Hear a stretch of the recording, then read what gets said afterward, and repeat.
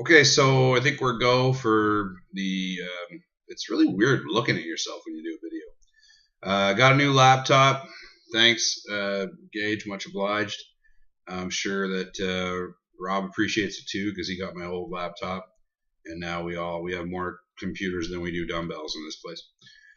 Uh, so I'm on week 3 of my carb backloading experiment, trying out Kiefer's concepts in dieting. Uh, Basically, just following the game plan exactly the way he's got it laid out, and it's working great.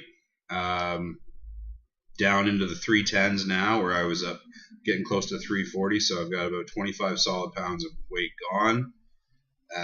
Really looking forward to being 275. Best part about this approach is other than alcohol, there's really no don'ts. Um, I find alcohol just basically wastes the whole day. As soon as you have more than 2 or 3 drinks, you're just not gonna burn fat or build muscle that day. So, you know. But other than that, there's no don't foods. He is really paleo, but there's definitely some decidedly non-paleo aspects to his nutrition, and he's basically hacking the way the human body works. Best way to put it is a lot of bodybuilding diets will have low, medium, and high carb days. He has low, medium, and high carb hours, depending on whether you're pre or post training, what time of the day it is, and what kind of hormones are going to be present at what kind of levels. So I'm not going to tell you any more than that because the guy deserves the $100 for the ebook because it's very effective. It's highly endorsed by not just me, but several other people, and it's working very well for me so far. Yeah, that's all I can say. It's a lot of fun. Next point I want to talk about, I do want to stress that I understand that we're all in the fitness business because we genuinely care about people, and we don't. Well, maybe that's a little bit too much of an assumption, to be honest. But let's just hope that we are all in this business because we want to help people. If you're not, you should probably get out of it and go find another line of work because there's a lot easier ways to make money than trying to convince people to take care of themselves. It's a very hard job. Not trying to I'm not crying here. I mean, there are much harder jobs out there. Being a nurse, being on a SWAT team, being special forces. I mean, there's a lot of harder ways to make money, and there's people that deserve a lot more respect than just a guy that comes in and shows you how to lift weights.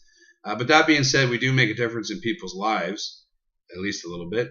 And I guess my point is, if you're not in it for those reasons, if you're just in it because you like to train and you don't want to grow up and get a real job, then you should probably, I don't know, go sell cars or something like that, or you'll make more money, to be honest, because if your heart isn't in it, you'll never make money at this business.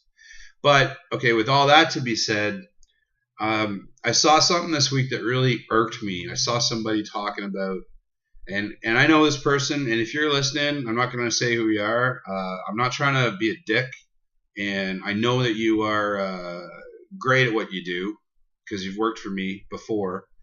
If that's not getting too specific, I don't know what it is. But if everybody could just stop using the term plyometrics to describe a kick-ass workout, I would be so fucking happy. Sorry, but you don't understand the terminology if you're talking about doing 1,000 reps of a plyometric workout. Like the strongest pound for pound athlete on the planet could not do that. Plyometrics are designed to create an incredible stimulus on your central nervous system, your neuromuscular system, and your muscles. And they're designed to cause you to get more explosive and really push you past a barrier that you can't get with regular weight training. They're for elite athletes, and there's a huge rest interval between sets. And there's a lot of things that you do. If you read Donald Chu, okay, great book on plyometrics, Plyometrics for Youth, I think. If you read Vera Koshansky and Mel Siff, and you read Super Training, there's a whole paragraph on there's a whole chapter on plyometrics, and it clearly explains that this is not a conditioning tool. It's not about increasing general physical preparation. It's definitely not about something that a housewife should be doing because she wants to lean up her legs. Okay? So go get a little bit more educated about this, because there's two things that are happening. One, you're misinforming people that don't know any better. Three things that are happening. Two, the program you're putting people through has just enough knowledge in it to be dangerous, and you're using intense techniques with inadequate amount of rest, inadequate amount of instruction, inadequate amount of supervision, and frankly, without enough preparation, and you're going to get people hurt. You don't want that, okay? And the people that know enough are looking at you as if you don't know what you're talking about. So again, there's a difference between high-intensity interval training and plyometrics. Okay? Plyometrics is for someone that's going to win the Olympic gold medal in ski jump. Okay? It's not for Doris that wants to lose 20 pounds and hates her legs. No. High-intensity interval training may be, but let's remember that this should be a high-intensity relative to the capability of the person you're dealing with. Maybe they don't need high-intensity interval training yet. And maybe it would be better for the industry as a whole and your own personal practice if you didn't participate in the buzzwordification of the business, which is to say that you use just enough scientific terms to convince, these people that don't know any better that you've got some mystical, radical way of getting them in shape. How about we all just be honest with people and explain to them that, it's doing it right. It's not rocket science. And it's a question of consistency. It's a question of good nutrition. It's got nothing to do. Your trainer's not a fucking Jedi. And they're not going to, just shit out results for you in one session because they've got all these cool, mysterious techniques. Okay? So there's my plea, not just to the one person that, and just to clarify, I just want everyone to know, I actually have a lot of respect for the person that used these terms. Otherwise, I wouldn't fucking bother, putting this up, to be honest. And I hope that I've kept it anonymous enough that I'm not actually, embarrassing anyone. But I do hope that that we all try to get a little bit better at our jobs all the time.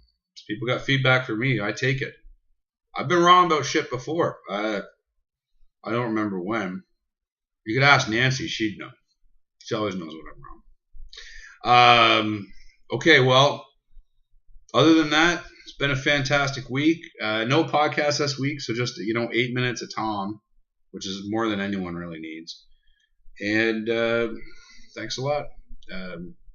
Thanks, Elite Experience fans. Shout out. And I'm going to go train my legs. Oh, one more thing I wanted to say.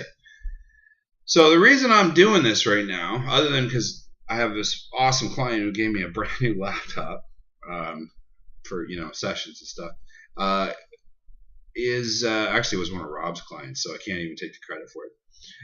But I'm sitting around on a Friday afternoon, feeling great, because I've lost a bunch of weight. So, the cool thing about when you lose weight is everything else gets better. You know what I mean? It's like cheese. It makes anything you put on it taste better. So, which is ironic because cheese actually puts the weight. But anyways, so I'm sitting around and I'm trying to get this client in early because I want to train and I want to get out of here. I want to go have a cheat meal after my big training session. And he writes back and he's like, you know what? I just ate. I can't really come in early. Why don't we just say screw it for today? So everything in my body says, yeah, let's do that. I just want to go get my lift on. And of course you can't. Okay, so a little message for trainers and coaches out there. It's your job to keep them consistent. And as much as I want to be on the patio right now, getting some fajitas into me, I want to be squatting first, and then I want to get the fajitas into me. But it can't do it, okay? Your client has paid you to be the one that keeps him consistent on the days he doesn't want to be consistent. Okay? If you only do that when he's in the mood for it, well, then you're not really adding anything to his fitness plan. Okay? And that's one of the most important things you can do. It's not about, being well read or funny or motivating or even remotely talented at this job. It's about being consistent. But if you don't have that, none of that other shit matters. It's like Tom Hanks said in that cheesy movie. First rule of winning is showing up. So always show up. Anyways, to all the people, all fucking four of them that actually listen to this, sorry, Teresa, that I swore on Facebook. Thanks, and have a great weekend.